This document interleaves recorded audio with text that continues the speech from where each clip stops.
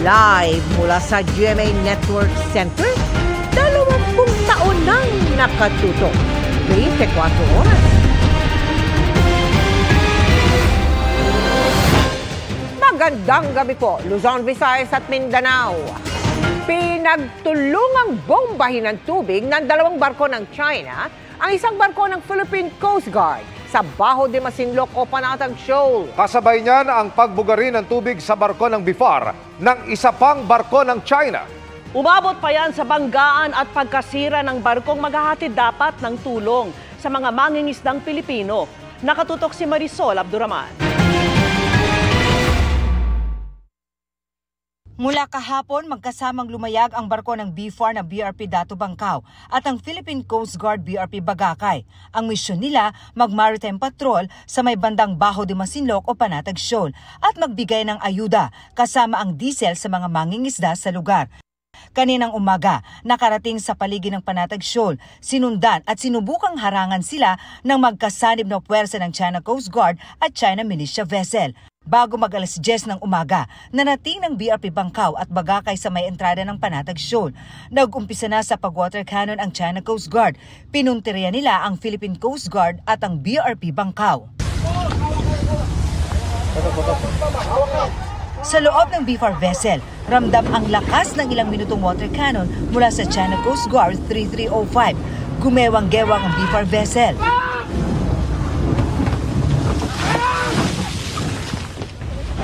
Lumipat dito sa likod. Habang tuloy sa pag-water cannon, nagkabanggaan ang China Coast Guard at BIFAR vessel. Nangamoy! Inaalam pa ng BIFAR kung ano ang mga nasira sa barko nila. Wala namang na-report pa kung may nasugatan sa mga sakay nito.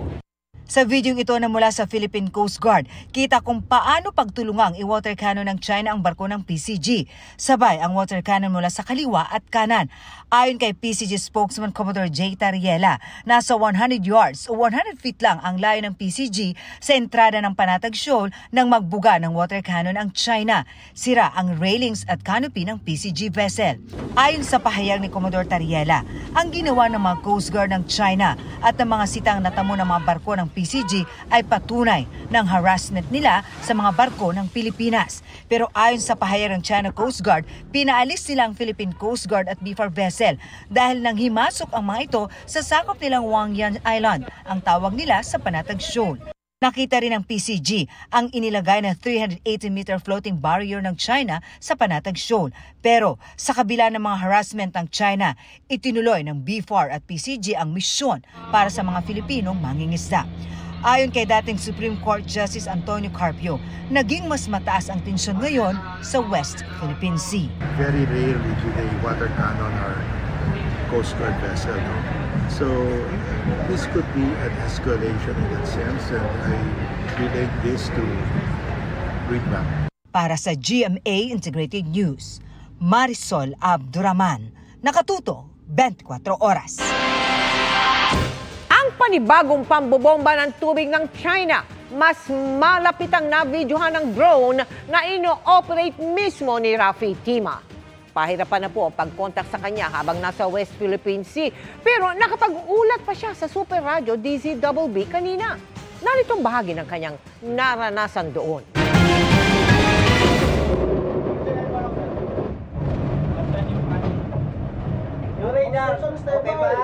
Sa West Philippine Sea, malapit lamang sa may Bajo de Masinloc. Ang binomba yung mismong barko ng Philippine Coast Guard, itong BRP Bagakay. Bagamat meron din tayong impormasyon na pati nga yung barko ng BIFAR ay binomba rin ng tubig. Nagkahiwalay kami bago kami makapasok dito sa may Bajo de Masinloc. Kaninang siguro mga 2 hours ago, nagkahiwalay kami dahil ang daming mga barko ng China na humarang sa aming dinadaanan.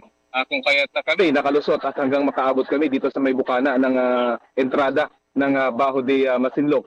At doon na sumunod yung dalawang higanting Coast Guard ship ng China at doon na sila ng bomba. Dalawa yung nambobomba sa magkabilang side ng Philippine Coast Guard ship. Kung kaya't may damage na na-sustain itong aming sinasakyang PRP Bagakay.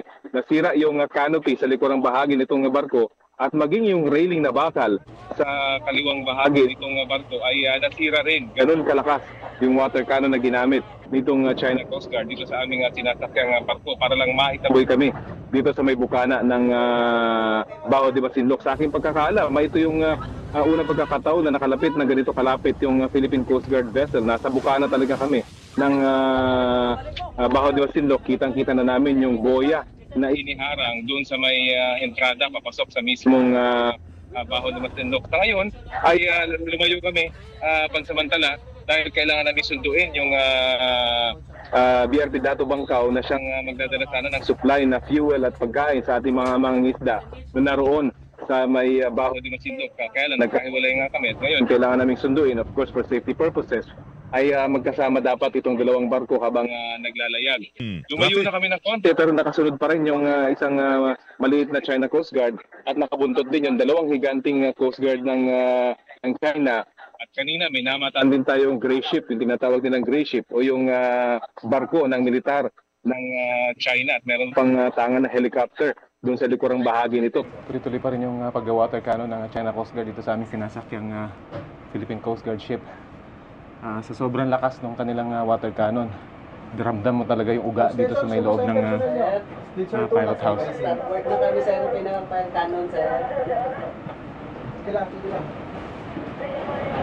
Grabe ganyan kalakas yung water cannon, no? Tinawag ng China na panghihimasok ang paglalayag ng Pilipinas na wala umano nilang pahintulot. Ayon sa tagapagsalita ng Chinese Foreign Ministry, dapat umanong itigil ng Pilipinas ang panghuudyok at anilay panghahamon sa determinasyon ng China na bantayan ang kanilang soberanya. Ginawa umano ng kanilang Coast Guard ang anilay mga nararapat na hakbang na naaayon umano sa batas para mataboy ang mga barko ng Pilipinas. Sa kulungan ang bagsak ng isang lalaki matapos umanong i-post online ang mga pribadong larawan at video ng dating kasintahan. Pagdating sa presinto, nakatikim pa siya sa tatay ng biktima. Narito ang eksklusibong pagtutok. Tumakbo at nakipaghabulan. Pero inabutan din ng mga pulis ang lalaking ito. Pumalag at nakipambuno pa siya sa mga otoridad bago tuluyang mahawakan ng 4 na pulis na nagtulong-tulong na para siya'y maaresto at mapusasan. Kami sa likod!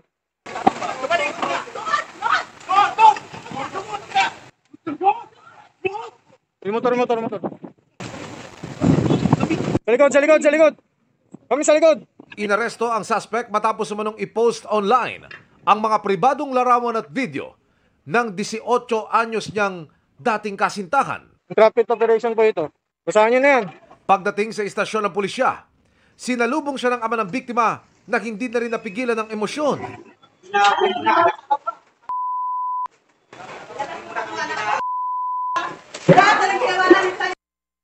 Ayon sa biktimang si Jean, 16 anyo siya nang makarelasyon ang suspect na nasa hustong edad na noon.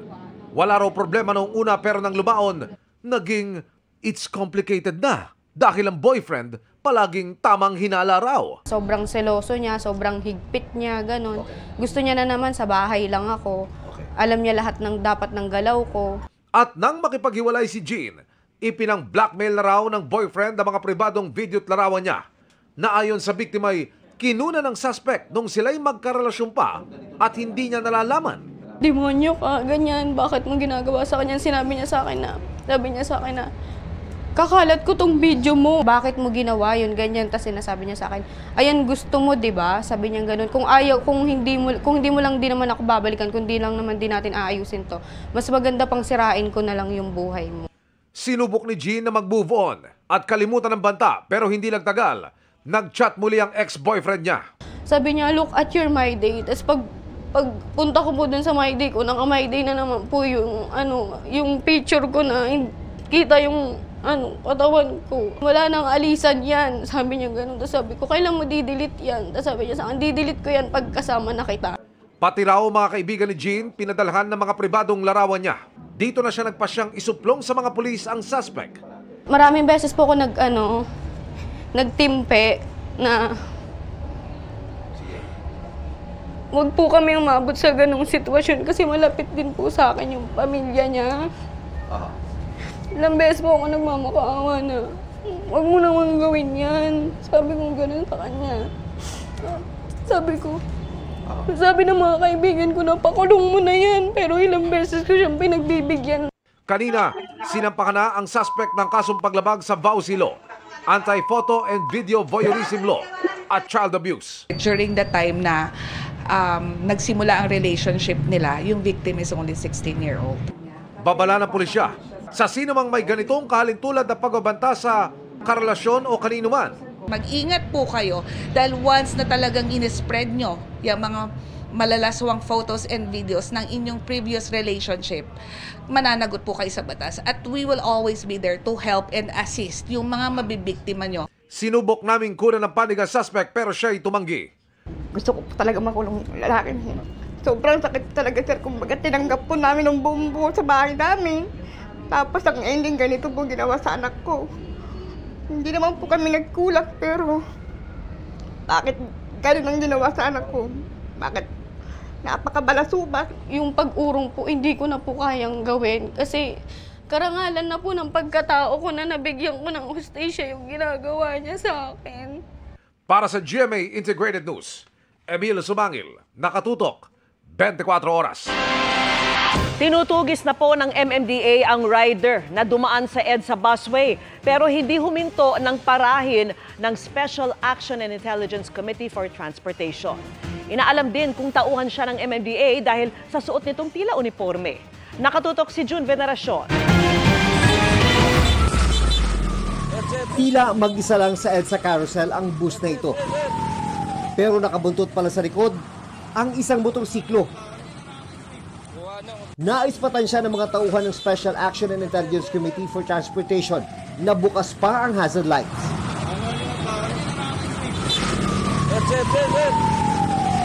Pinara ang rider na nakasuot ng parang uniforme ng MMDA. Bumusi na lang siya, pero hindi huminto. Nag-iimbestiga na ang MMDA kung tauhan nga ba nila ang tumakas na rider. Kung makumpirmang oo, may haharapin po siya na kasong administratibo, matatanggal po siya sa trabaho. Mananagot pa rin siya kahit hindi tauhan ng MMDA. Titikitan po siya ng third offense na nagkakahalaga ng 30,000 pesos and magpa-file din po tayo ng cancellation ng kanyang lisensya. Bukod sa tumakas na rider, kinumpirma naman ng DOTR na isang assistant secretary nila ang napara rin kahapon dahil sa paggamit ng EDSA bus lane. Pero paglilinaw ng ahensya, accredited na sasakyan ang dala at opisyal ang lakad ng assistant secretary na hindi pinangalanan. Yun nga lang, coding ang sasakyan, kaya natikitan pa rin. Yan ay sasakyan accredited for busway operations. Ang lakad na yun ay may kinalaman sa operasyon ng busway. Paalala ng DOTR, lesson dyan, yung mga ibang user asset ng DOTR, matuto na kayo. Parati ko sinasabi, mismo si Secretary ay hindi po pwedeng dumaan ng busway. Para sa GMA Integrated News, June Veneracion, nakatutok, 24 oras. Humihiling ng dagdag na 5,000 admin staff ang DepEd para tugunan ang apela ng mga gurong mapagaan ng kanilang trabaho. Pangamba kasi na isang grupo, magsasabay sa susunod na taon ang paghahanda sa graduation ng mga estudyante at midterm election. Nakatutok si Tina Panganiban Perez. Para sa school year 2024-2025, ang first day of classes ay sa July 29, habang ang last day ay sa May 16. Pangamba tuloy ng ACT Teachers Party List. Sasagasa ang preparasyon ng mga guro para sa May 12, 2025 elections sa paghahanda sa graduation. Dapat mauna yung graduation ng yung mga end year activities bago magkaroon ng election. Sabi ng Teachers Dignity Coalition, pwedeng gawin ang graduation sa April 11, 2025 nang hindi sinasakripisyo ang required na bilang ng school days sa isang academic year. Kahit wala pang election, mali na yon, no? Kahit hindi pa umabot na election. Kasi ang iniiwasan supposedly natin ay itong hottest months of the year, which is April and May.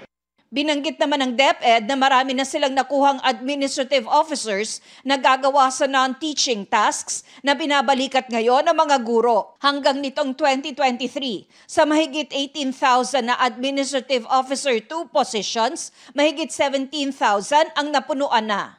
Ngayong 2024, hihiling ang DepEd ng dagdag na 5,000 na posisyon.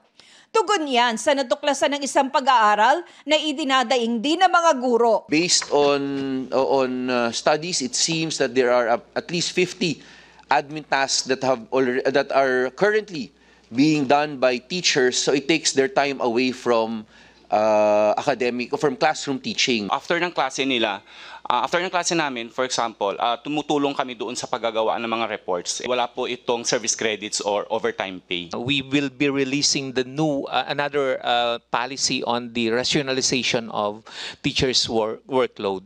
Na doon po naka-mention po doon kung ano yung mga functions na i-retain natin sa mga schools, sa mga teachers, na kung saan if this is for the teachers, they will be granted the overload pay. Sa DepEd Order 005 Series of 2024, nakasaad na 6 na oras lang ang kailangang igugol sa aktual na pagtuturo. Kung sosobra, may katapat na yang teaching overload pay at limitado lang dapat ang sobra sa 2 oras kada araw. 2 oras naman ang ilalaan sa iba pang trabaho, tulad ng paghahanda ng aralin, pag-check ng test at iba pa. Kung lalagpas yan sa 2 oras, bibigyan ng guro ng vacation service credits. Para sa GMA Integrated News, Tina Panganiban Perez, nakatutok, 24 oras. Extended hanggang alas 8 ngayong gabi ang pagpapakonsolidate ng mga jeepney kaya dagsa ang mga naghahabol. Ang mga hindi aabot, huhulihin na ba bukas?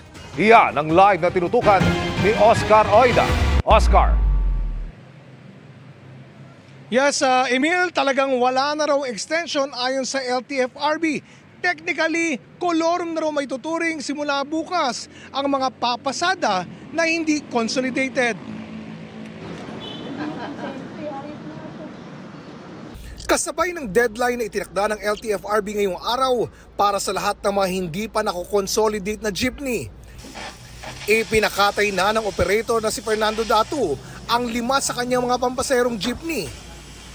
Kasi malaki na rin po yung abutin, babayaran po yung utang sa LTFRB, pagkatapos po yung sa LTO, yung penalty, then paparehistro pa po, tsaka po i-consolidate. Baka hindi na rin daw ito pumasa sa requirements ng LTFRB at mauwi lang sa impounding area. Magbabayad pa po kami ng 7.5, may isa nakukuha namin 6.5, ganyan. Pahirapan pa po yun. Ibig kakainin na lang po namin, mare-reker pa po. Ilang pamilya po yung kumakain. Pagkatapos, re-rekerry pa po nila. Ayon sa LTFRB, wala na talagang extension. At simula bukas, maituturing ng kolorum ang mga hindi na ipakonsolidate na mga jeepney. Pero ayon sa LTFRB, wala munang mangyayaring hulihan. Padadala muna namin ng notice and we will give them 5 days to answer. Whatever is their answer po, if there is no merit, then we will cancel their franchise. Come second week po, doon na po yung start ng talagang hulian. The cost, if you are apprehended, is 1 year suspension sa driver, 50,000 pesos po ang penalty sa kolorum na jeepney. At bukod po dyan, ma-impound po yung sasakyan. Kanina, dagsa sa mga tanggapan ng LTFRB, partikular dito sa may Regalado Avenue sa Quezon City, ang mga last minute na nagpapakonsolidate. Ayon sa LTFRB, posible umunong umabot sa 80% ng mga jeep sa bansa ang makonsolidate. As of April 23, we have about 150,000. As of last night, based on our count, tayo po ay nag-increase po ng 8,250 pa. So that would be about 158,000 po. So from its previous mark of 76, we are confident na mabibreach po namin yung possibly 79 to 80% of the entire public utility jeep in the entire Philippines po magko-consolidate po. Ano ang mangyayari sa mga jeep na hindi na pa-consolidate? Tama kaya ang ginawa ni Mang Fernando na ipakatay na lang ang mga ito? Ang nawala lang naman sa kanila yung prangkisa nila from LTFRB. Pero yung registration nila sa LTO is still in existence. They can convert this into yung mga delivery ho or as a private private vehicle po na pwede po nilang gamitin. Samantala, Emil, hanggang alas 5 lang daw dapat bukas ang tanggapan ng LTFRB, particular dito sa May Regalado Avenue, Quezon City. Pero bilang konsiderasyon sa mga naghahabol, mananatili raw silang bukas hanggang alas 8 ng gabi. Emil? Maraming salamat, Oscar Oida. Good evening mga kapuso! Exciting ang bagong season ng Family Feud this coming May. Hindi na lang kasi bigating kapuso stars ang makakasali sa masayang survey hulaan, pati mga kapuso mula sa iba't ibang lugar sa bansa. Yan ang chika ni Lars Santiago. Sa all-new season ng pinakamasayang family game show. Fiestang-fiesta ang dating ng Family Feud ngayong Mayo. Kaya naman fiestang-fiesta rin ang pakiramdam ng host nitong si Dingdong Dantes. Dahil sinabi natin Piyestang Pinoy, siyempre yung mga bisita natin dito all-star, all-star cast. Lahat ng mga maglalaban po dito, kilalang kilala natin yung mga pinapanood natin kagaya ng cast ng Abot Kamay na Pangarap, 'di ba? Voltes 5 Legacy na mapapanood natin ulit at maraming iba pa. Gusto nga raw nilang ma-experience din ng mga manunood ang fiesta atmosphere ng top rating game show. Kaya isasali na rin nila ang mga kapuso sa iba't ibang lugar sa Pilipinas. Yung booth na Family Feud ay pupunta dyan mismo sa barangay ninyo. Papasok lang kayo doon at sasagutin nyo yung mga tanong ko doon sa booth, di ba? Para makapagbigay din naman kayo ng mga top answers. So parang nandito na rin kayo sa show at sumali kayo. Ramdam na ramdam at malakas ang presence ng Family Feud, hindi lang sa TV, kundi pati online. Mismong ang creator ng game show na Frame Mantel ay nag-congratulate sa Family Feud Philippines dahil umabot ng mahigit 9 million ang views ng episode sa network nito. Tampok ang hosts ng It's Showtime. Napakasaya talaga. Ibang klase talaga yung energy ng It's Showtime family and It's Showtime cast. Kaya kung hindi nyo pa nakikita, nandyan sa YouTube, panoorin nyo po pati sa Facebook. And we're just really very happy na hindi lang po dito sa GMA7 pinapanood, pati sa online. Ang Family Feud Philippines din ang unang nag-imbita ng mga bata para maglaro sa Family Feud. Kaya naman ngayon, maging ang versions nito sa ibang bansa, naglagay na rin ng kids episode. Pag sinabing family, hindi mawawala talaga yung mga bata. Kaya proud din tayo na tayo ang unang bansa na nag-incorporate ng Family Feud Kids sa programa. Magsisimula ang new season ng Family Feud ngayong Miyerkules, May 1, bago ang 24 oras. Lars Santiago, updated sa Showbiz Happening.